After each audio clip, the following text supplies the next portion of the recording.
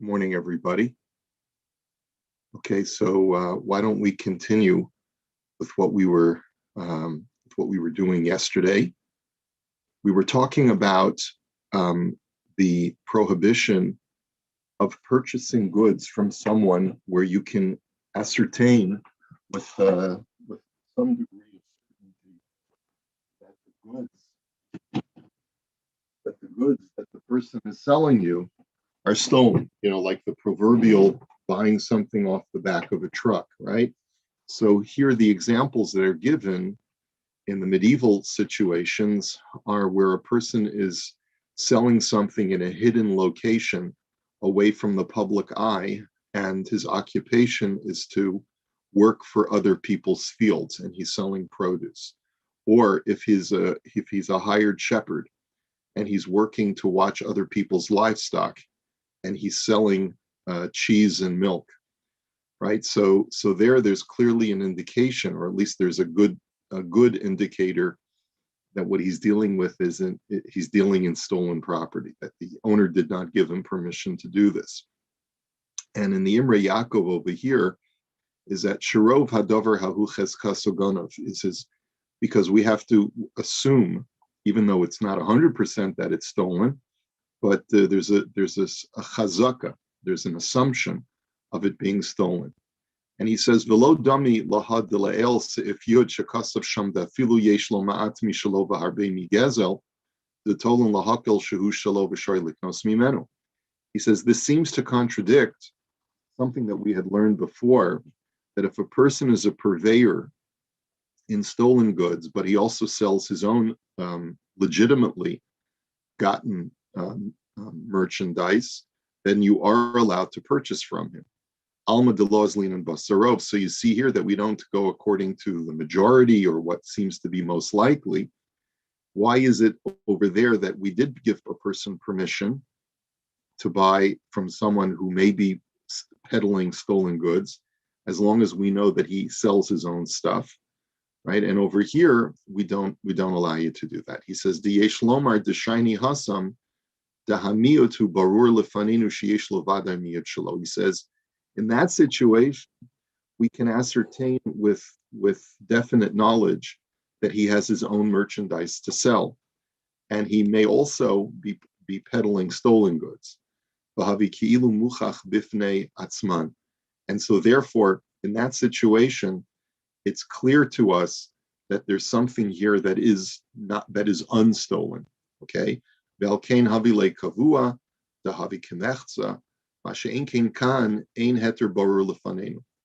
over here, there's no clear merchandise that is for sale that we can say, oh, this is his own stuff.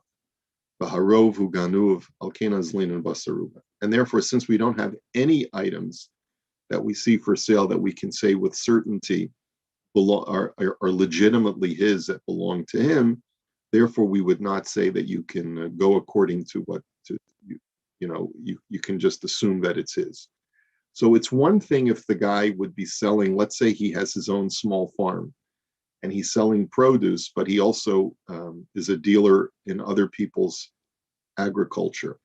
Let's say he helps other people farm their land. And you suspect that maybe that he's skimming off the top and he's selling some other people's farm property in addition to his own agriculture. So then the halacha would be that you're still allowed to buy from him, because you can rely on the fact that maybe the stuff that you bought is not stolen. But if he doesn't have any of his own farmland, if he doesn't have any of his own livestock, and he's selling this stuff, and he works as a hired hand to help someone else's farm or help someone else's livestock, so then you're not allowed to buy from him at all, because you have to suspect that it's stolen. So roi behemos acherim, aval imgam lo yesh behemos afilu sheimiut v'haropim shel acherim shori kidel la'el divrei masel sharov. And he says that explicitly in this next cotton. He says that if a guy has his own livestock, but he also watches other people's livestock, and then you see him one day selling some milk or some other kind of a livestock product, you're allowed to buy from him. because then you don't know definitively that it's stolen. Chalavu gavina, if he's selling milk and cheese, and it seems like it may not be his, so he says dafka bi yishuv. He says this is only, and you sort of have to know the way that people shepherd livestock in this world. He says it's only where a guy is selling milk and cheese in the city. Aval b'midbar shar likach mehem chalavu gavina. He says, but if you find, let's say the guy is out on the farm and he's selling milk and cheese, and it's not near the city, then you would be allowed to buy milk and cheese from him. He says, because it's quite a common practice for the owner of the livestock to say to the shepherd, it's too much of a burden for me to schlep all of the milk and cheese into the city to sell it. I hereby give you permission to sell on my behalf. So therefore, you have to assess the situation based on the circumstances. The davka chalavu gvina aval gidiyim ein chiluk bein midbar liyishuv daf b'midbar aser. But that's only when it comes to the products that come from livestock. But the livestock itself, let's say you see a guy who's a hired shepherd and he's selling goats. He says that you can't buy from him because you have to suspect that even if he's out in the farm, that maybe he's selling a goat without the permission of the owner. And kol kayotze bazeh, and the same thing is true in all similar situations. If let's say the guy's selling it out in the open, in the middle of in the public eye, so then there's an indication that he's doing it with permission. So for example, even if he's not selling it publicly, but he's selling a commodity that the owner will immediately detect that this merchandise has been detracted from his inventory, so then you can also assume that he's doing it with the consent of the owner. And so, for example, if he's selling a huge animal and it's part of a smaller flock, a smaller herd, and it'll be clearly detectable that the guy is stealing, so then mutter liknos mimenu, then you would be allowed to purchase from him, because you can assume that obviously the guy wouldn't be selling it unless he had been given permission. But if it's something that you're concerned or you suspect that the owner may never discover the loss, so then you're not allowed to purchase. Okay, so it's a pretty straightforward halacha. You're not allowed to purchase items even when there's a suspicion of it being stolen based upon the circumstances. Anyone want to say, so besides buying things off of the back of a truck, what would some other contemporary examples be? Actually, Rabbi, I was just wondering, is price a bit of a giveaway? If they're selling it well below market, does that indicate that it's hot and that you should stay away? It might. I mean, we talked yesterday about buying DVDs for $1 a piece in the Chinese market, in the Chinese mall, right? Mm-hmm. So that certainly is a giveaway. Another giveaway would be if the label is a little bit blurry, right? So it doesn't look like it's professional quality of reproduction. All of these things are indications that the item would be stolen intellectual property. You probably I'm just thinking that because they want to move it fast, they don't want to hold on to it very long. They're selling it for lower just to get it off their hands and convert it to money as quickly as possible. Right. But, there are times when companies hold liquidation sales, so you have to know how public it is. Right. I think this might be true when it comes to what about purchasing knockoffs, where a company that did not legally license its name, but you go to a country which is known to be selling knockoffs. Like a friend of mine who I try to put on the straight and narrow, prides himself on going to a certain country to buy very good quality knockoffs. He goes to Turkey, and in Turkey apparently there's this huge industry of watches and leather goods and they all have the Gucci and the Rolex, but they're all very good quality knockoffs. So that's peddling in stolen property, because it's, even though it's not stolen, the actual item may be manufactured legitimately, but the name that's put on it is stolen intellectual property, because there's a copyright on that name, or on a piece of clothing, for example, to slap on a label that's not that's copyrighted, would also be another example of stolen. It seems to me that that's also stolen property. Okay. All right. So let's go on to the next halacha. Badadim ha'osim shemen mizeisim beveis habad.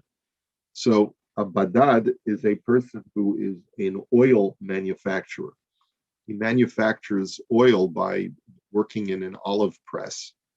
And so the halacha is, if you see this guy selling olive oil, lo chimehem shemen b'midah v'zeisim b'midah. You're allowed to purchase oil from them, as by measure, and you can purchase olives from them by measure.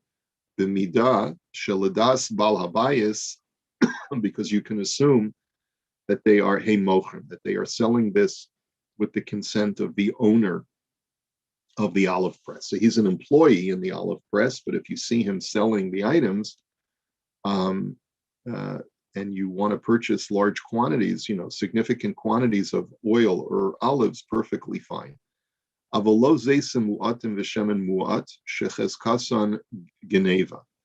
if he's selling it in small quantities, then you should not purchase olives or oil from him, because then you have to suspect that perhaps he's skimming off the top. And all similar kinds of situations. And like we learned in the last halacha, even if the guy sells you a big jerry can of oil, but he says, psst, psst, quick, hide this, and he says, don't let anyone know that you got this from me. So then for a fact that it's stolen property and you're not allowed to purchase it. I'm not proud of this, but when I was a teenager, a friend of mine worked in a kosher fried chicken store in LA. And when we would come in, he would sneak us some fried chicken. And he said, "Here, guys, don't tell the owner that I gave this to you." So we were a bunch of yeshiva guys, and we just thought it was funny. But in retrospect, what we were committing was geneva, right? So you have to be careful about that. Even if you have a friend and he says, "Oh, it's okay, the boss doesn't mind," you have to make an assessment and say to yourself, is this something that the boss would mind, because it may be stolen and it's not with the consent, or not? And if the guy tells you, boss doesn't care, but don't tell anyone I gave it to you, so then that should be a giveaway that maybe there's something wrong over here. You can't just wing it, Rabbi, right? You can't just wing it, right? Yeah. For wings, yeah. Okay. Ha'osim shemen mizeis. So the Imrei Yaakov says, Ha'osim shemen mizeisim beveis habad, that they make oil from olives in an olive press. Pirish shemaskirmis es beis habad labale hazeisim lasos mehem shemen. So we're dealing with a person who may not even be the employee. Maybe he's the owner of the olive press, but what he does is that he rents out the olive press to people who are farmers, and he basically gives them time. This was typically done, that a person would own a machinery item like an olive press, and he would lease it out to people, let's say for a day or a week, and they would press their olives and then they would go home, right? So if he's the owner of the press and he starts selling stuff, shehem stam polin bevesabat, or alternatively, if they're employees who work in the olive press. That would apply to either of them. Okay, so let's go on to the next halacha. Another example is hachayat sheshiyer mehachut kimlo machat laorka v'chutz lamachat kimlo machat shenimtza ra'ui litfor bo ma'at. So if you find thread, if a tailor has leftover thread, but the leftover thread is long enough that it could be used still for sewing, so that there's enough to thread the needle, and there's enough a little bit more than the length of the needle so that he could actually use this thread productively. O shashir mehabeged matlit shehi gimel etzbos al gimel etzbos. Or if in the course, so if you have a tailor who's an employee, and he's working for, let's say, an employer who hires him to sew fabric. So if he has leftover thread, or if he has leftover swatches of fabric that are, let's say, at least 3 by 3 fingers length, which you have to, it's like this thickness. So it's what, maybe 1.5 inches by 1.5 inches. So any pieces of fabric that are larger than that, chayav lahachzirim leba'olim. So the tailor, since he's working for the owner of this fabric and this material, cannot say, well, this is a discardable item. I can just pocket it and take it home with me at the end of the day, any small pieces that are left. So he says, well, if it's really small and it's not usable for using for the manufacturing process, then you can keep it, right? So he says, pachos mikan heim shelo. He says, if it's smaller than a swatch of fabric, or if it's smaller than the length of thread that can be used productively to sew with, then a tailor can keep those items at the end of the day. And the reason is, she'ein derech b'nei adam lahakbid aleihim, because generally people don't mind if there's such small pieces of thread or fabric left over. They're not going to use them for anything. And vahamakbid but ladaito. And even if there is a person who says, I don't want you to take any scrap whatsoever, we say that his voice is nullified by the majority of people who work in this industry, who really define the standard of what is considered what you can keep and what you can't keep. Ella in kain derech anshe hamakom lahakbid. Unless if you work in an area where all the members of this industry don't want the employees to take anything home with them at all, even the smallest little piece, even the smallest little scrap of fabric or thread. Ron, do you have any experience in this area? Yes, actually, it's interesting you're bringing this up because, like, I have a factory of employees, right? So even taking a spool of thread, like I make this very clear to them all the time, or a little scrap of fabric that's left over, which really, especially these little scraps, have really no use at all for me. But it's important of setting a mindset for all of them that they always ask before they take anything. Otherwise, a little thing can lead to a big thing, and I've experienced that too. Interesting. Yeah, I was thinking about that it might be a person who owns a factory like this may have that attitude legitimately, that if I look the other way for small stuff, then there'll be shrinkage on the big stuff also. He says, "V'im ein darkam lahakbid af al yoser mikan harei kol ma she'ein makbidin hu shelo." And then he writes in the parentheses again. He says, if the industry standard in where you live, right, in this particular locale, is that they don't mind if you take even larger swatches of fabric or larger pieces of thread, everything goes according to what is standard in that place. V'chein shefoim dakim shahanagar motzi mehanesarim kishemachlika b'matzad katan heim shelo. He says, it would also be true that the small shavings that a carpenter is left with at the end of the day, when he's chiseling down and shaving down a piece of wood in order to make it into what the table or the chair that he's working with. He says small shavings that you end up with at the end of the day, you're allowed to keep. She'ein derech b'nei adam lahakpid aleihem l'troach lahaviyam me'hanagar. He says, because that's not something that, the owner of the factory is going to necessarily demand. I want you to bring back these shavings back, from the factory and put them in a bag so that we can use them in the future. But v'shafoim gasim shehu motzi b'matzad gadol. But if there are large shavings that are used with a larger chisel, in other words, I guess you have to know the profession. There's like the smaller chisels that produce small shavings, and then there's the larger chisels that produce the larger shavings. He says, "Ve'ein tzarich lomer mashachotech bekardom lahaktima nesarim," and certainly chips that you get off by using an axe, which are even larger than shavings. He says, "Chayav lahachzirim labal habayis."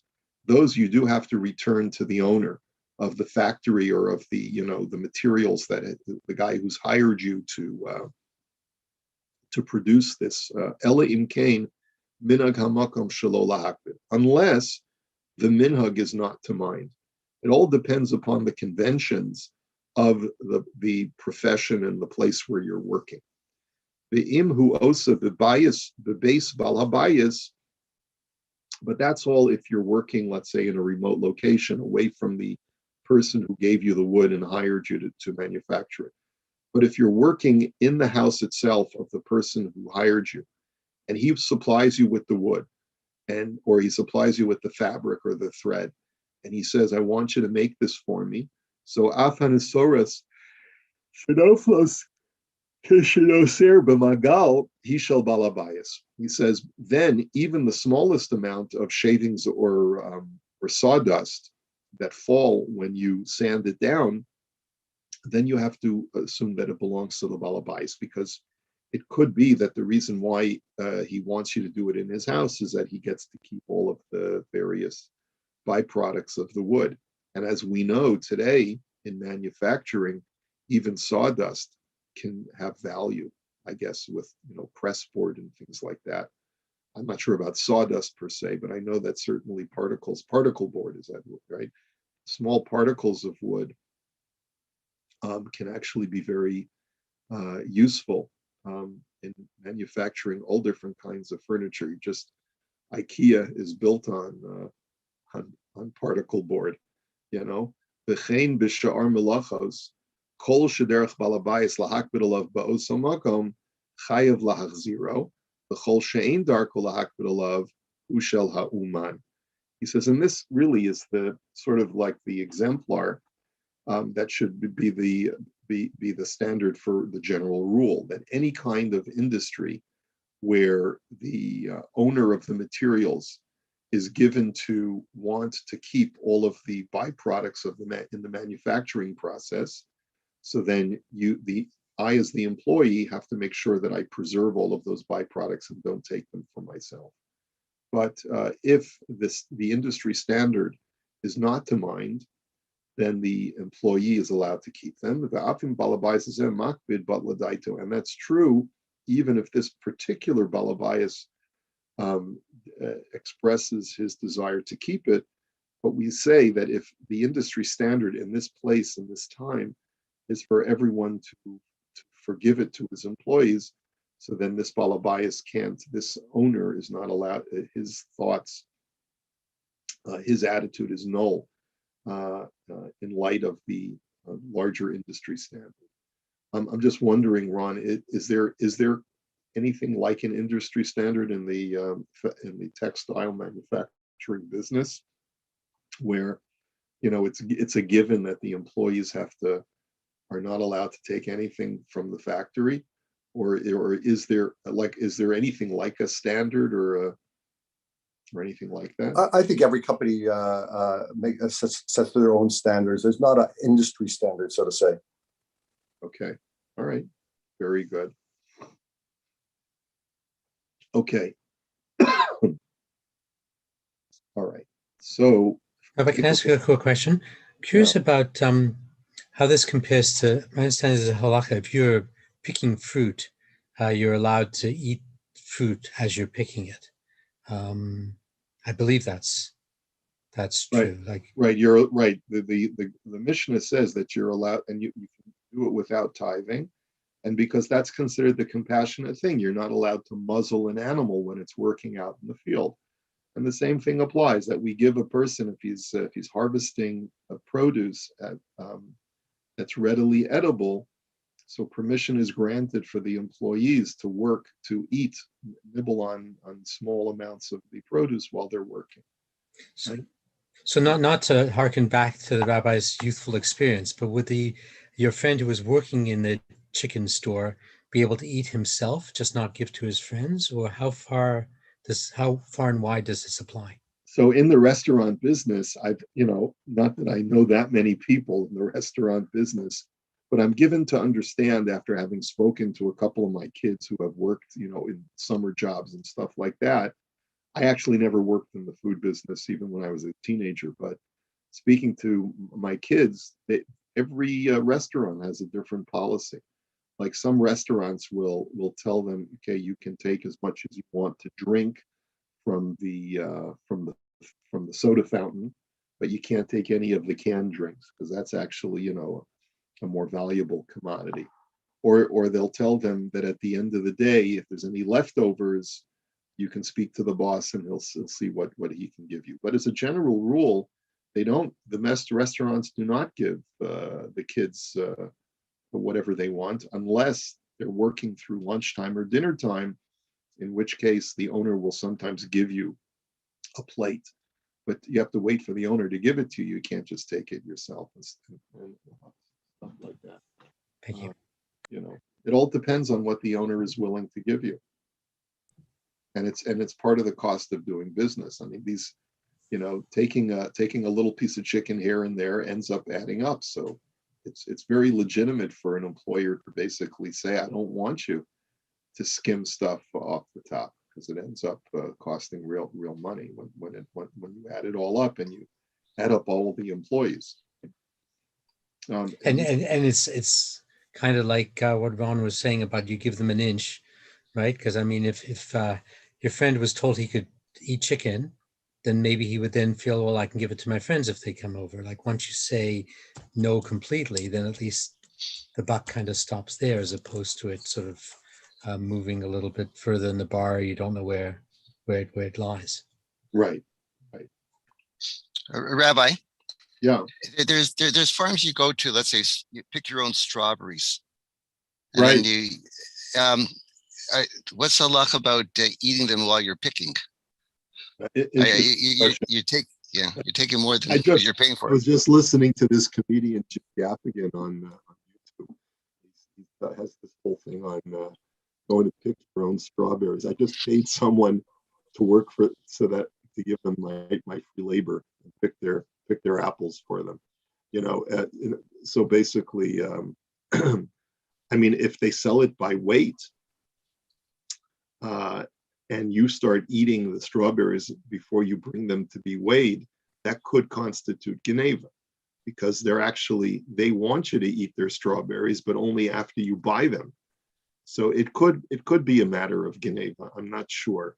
You'd have to check with the company. There is also an issue of, you shouldn't eat the strawberries out in the field because of kashrus issues. There may be bugs on them strawberries that you really have to wash them and soak them in water and a little soap to make sure that all of the little critters, and then cut off the tops to make sure the little critters are washed away.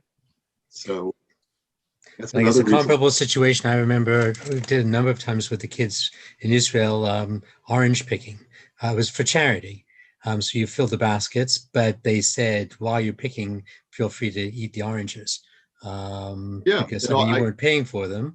And the kashrut issue wasn't an issue too. So right. So it depends. It all depends on the circumstance. But in the case that Shmuel is referring to, I would say that certainly to eat while you're picking is something that you should probably consult with the owner before you do it, because they really do make money off of you paying by the pound or however. Okay. So we'll hold it here for today. Have a great day, everybody. Shkoyach. Thank you. Rabbi, could we get the next 20 pages, please? Barry, we can always count on you to remind me. Thanks. I'm counting here. You'll get it. You'll get it.